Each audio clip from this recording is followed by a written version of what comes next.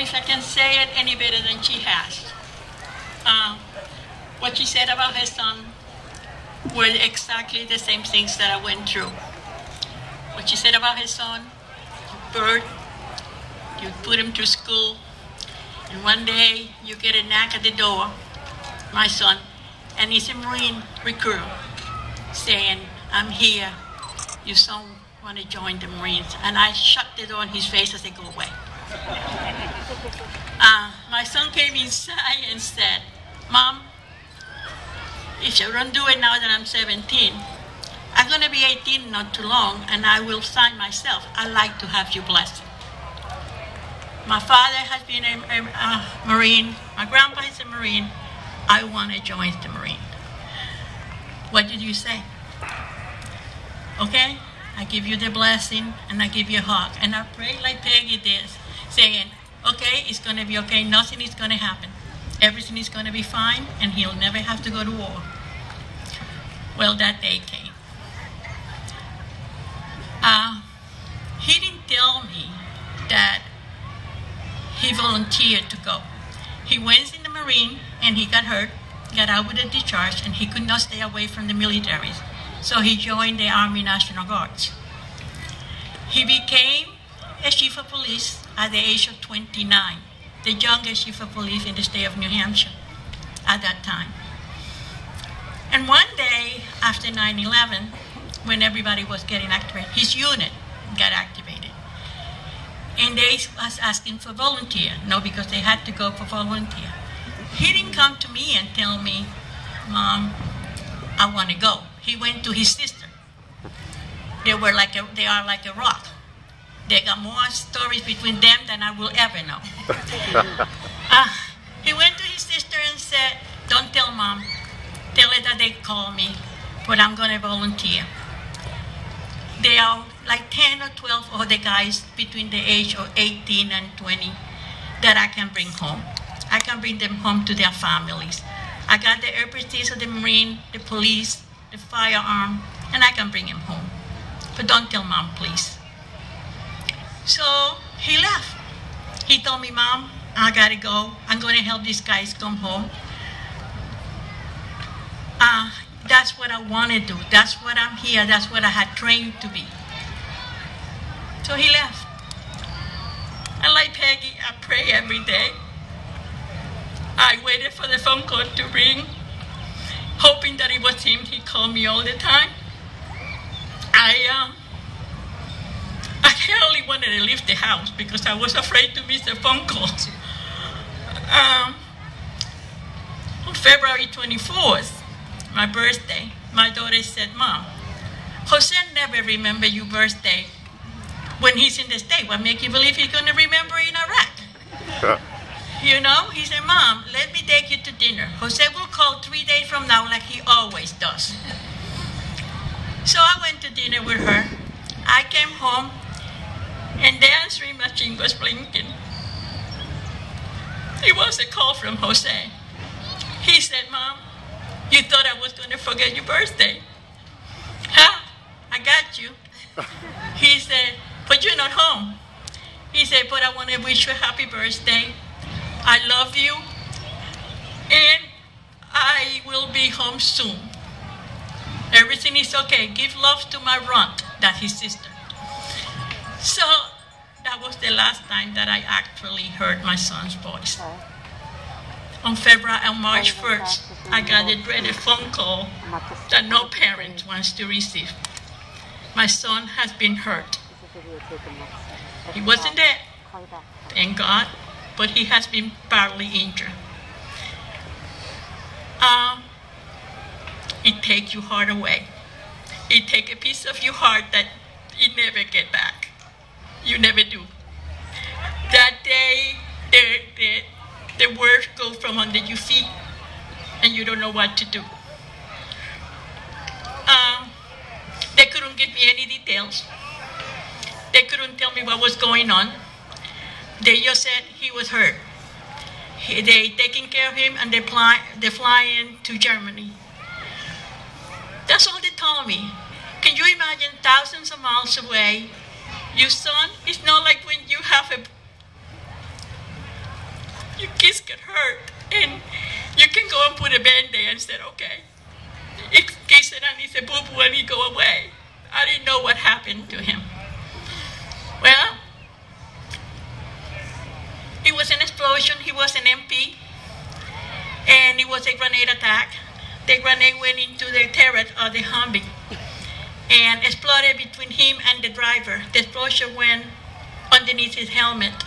The driver died instantly, and my son lost 50% of the left side of his brain. The doctors didn't think he was going to live.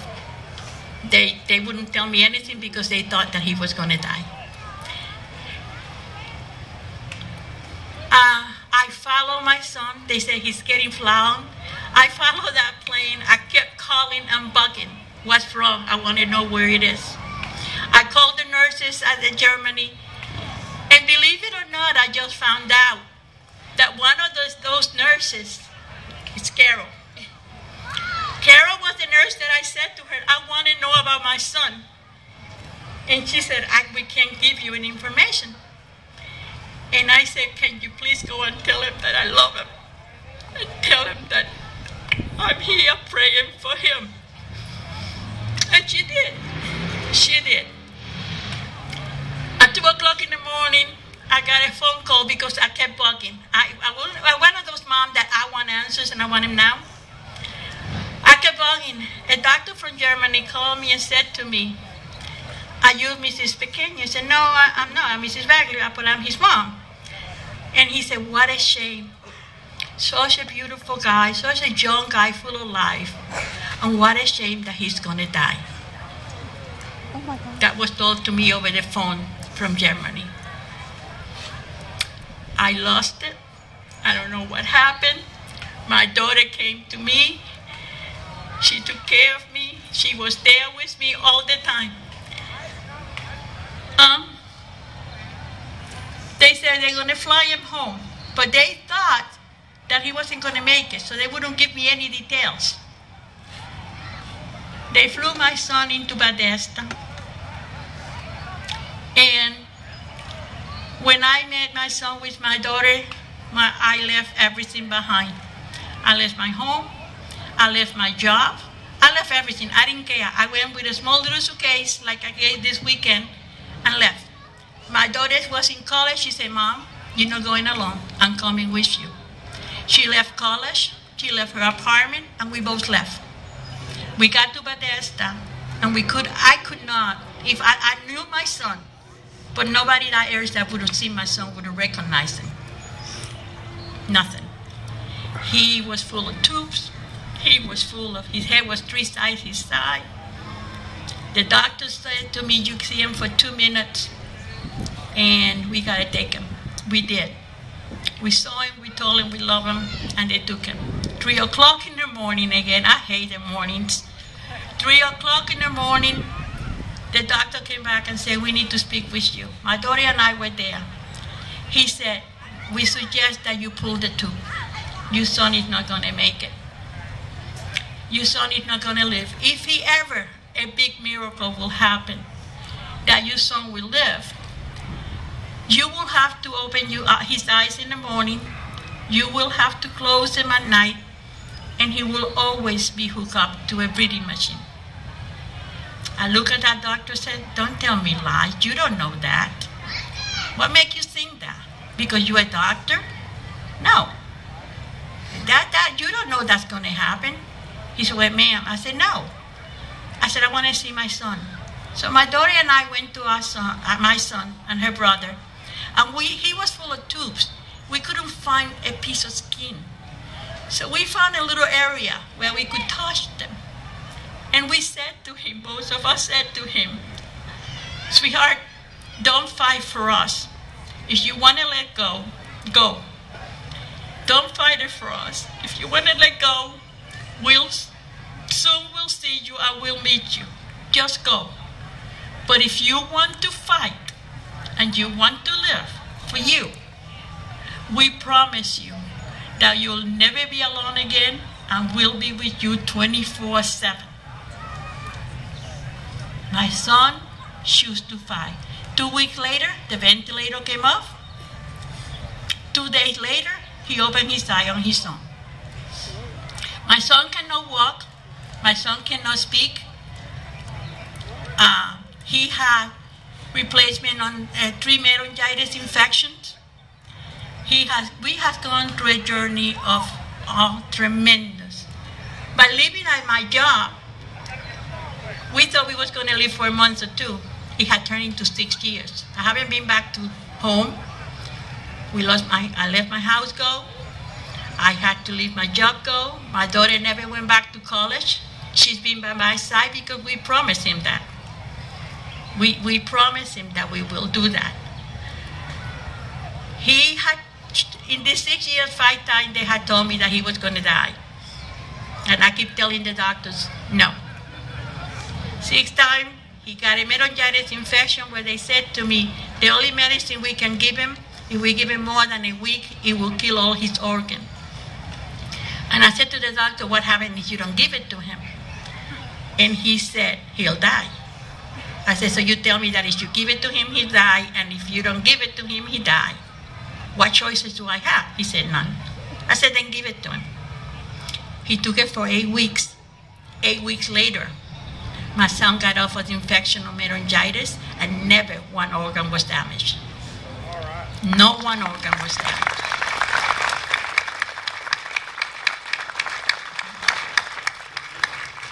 My son is with me now. We take care of him at home. I took him out of the hospital because I fought for the doctor saying he get more infections in the hospital than he'll ever get home. So he's taken care of, I take care of him at home. My daughter had to work. We didn't have anywhere to come with money for. And that's where this organization came to me. 6 years ago, I met Peggy and Carol over the phone. My daughter and I were sleeping in the waiting room because we didn't have no money to get a hotel. The military thought my son was going to die, so there was not much help. And we didn't have nothing to eat. My daughter and I the nurses was sneaking trays and giving it to us so we could eat. We were taking shower in one of the rooms when they were empty and taking a shower and getting dressed and go back to the, she take one shift and I take other one. She watched my son. I sleep, and when I sleep for a few hours, okay? But one thing I'm going to tell you, I never left my son, we never left them. We have been 6 years, 24/7 by his side. I don't go anywhere if we don't go together. She don't go anywhere unless we go together. She stay by him if I have to go somewhere, and I stay with him if she have to go somewhere. When Peggy came in, Operation First Response came into our life. We didn't have nothing. We were hungry. We didn't know what we were going to do. And I never forget that it was a $50 check that gave us our first meal. Never forget that first meal that we got. And we saved it. It was McDonald's. So we could have money to buy a couple more. We had a place to stay. For a while, they came to our rescue. And 6 years later, Peggy's still by us. This is not an organization that take care of just the soldier. This organization take care of the family. You know, the soldier need care. And I don't say that. They do, and my son needs it. But the family that leave their job, that lose their home, 6 years without insurance. You get sick, you can't go to the doctor. You get sick, you can't do anything because you don't have the money or the insurance. I went through my RRA and my retirement, I went through my savings, and one day I said to my Lord, what are we going to do? And that's when Peggy came to help us. You know, they're here just not to help with a trip or a car or a house. They're here to help with food, with those bills that we may cut off a light if we don't pay them. with those bills that help us go to the doctor because we can't afford go to the doctor if you're sick because we don't have the insurance to do that. That's what they do. And that's why I love them so much. And that's why you see me standing here talking to you guys. I don't do this. But I doing it because I believe in what they do. I believe that that money go to the soldier and their family. So, because when something like this happens, it's either break you or make you. It's either split you apart completely or bring you closer together. Okay? In different ways, it has happened 2 different ways to me, but it has brought my daughter and I closer than ever. Okay? I can't go to work because I take care of my son. My daughter at 21 said, Mom, I said to her, I need to go to work. And she said, no, Mom, I'm going to go to work. She has been supporting me. I'm not, at my age, I should be supporting my kids. That's what we're supposed to do.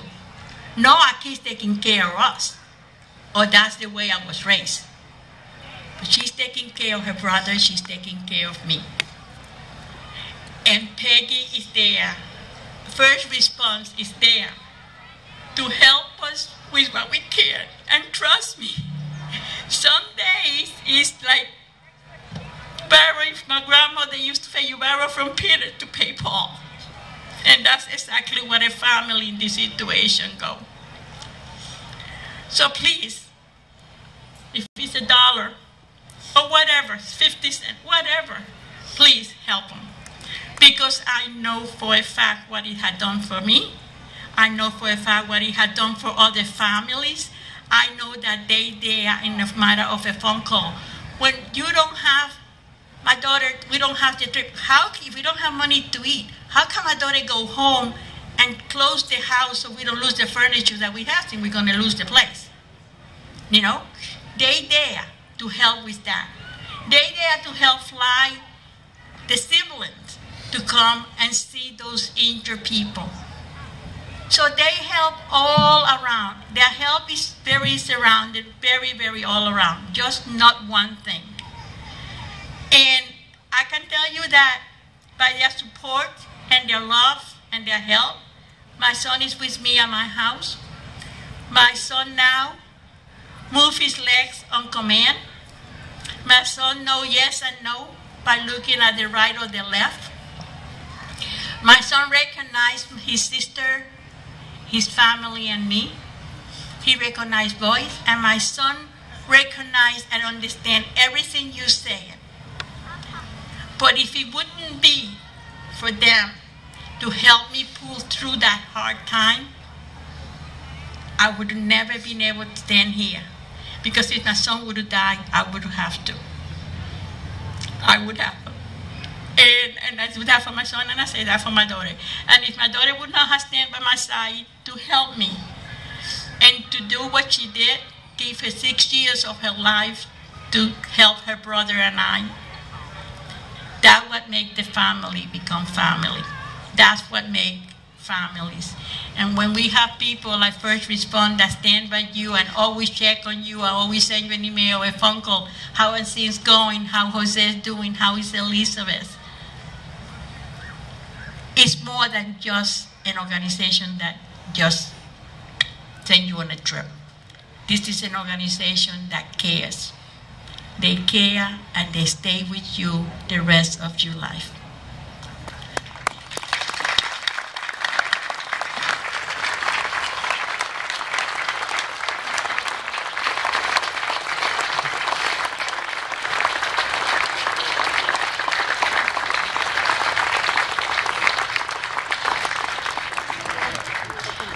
Well, this is what you're doing here today is helping families like Nellie's family.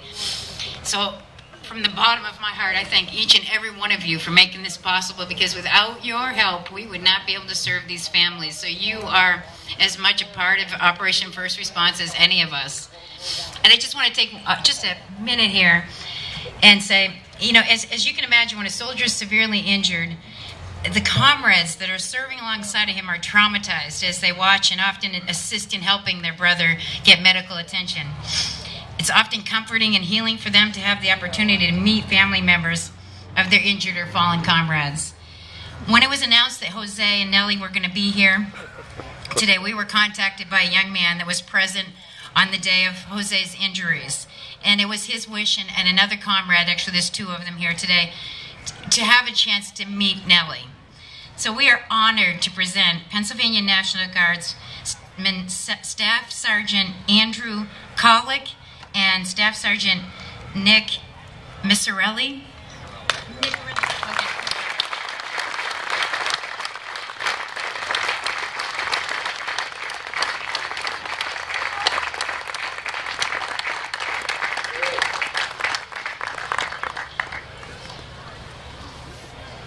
We're gonna go see him.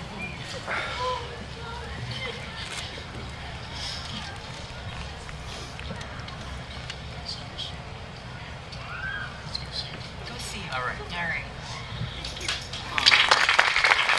Thanks, everybody.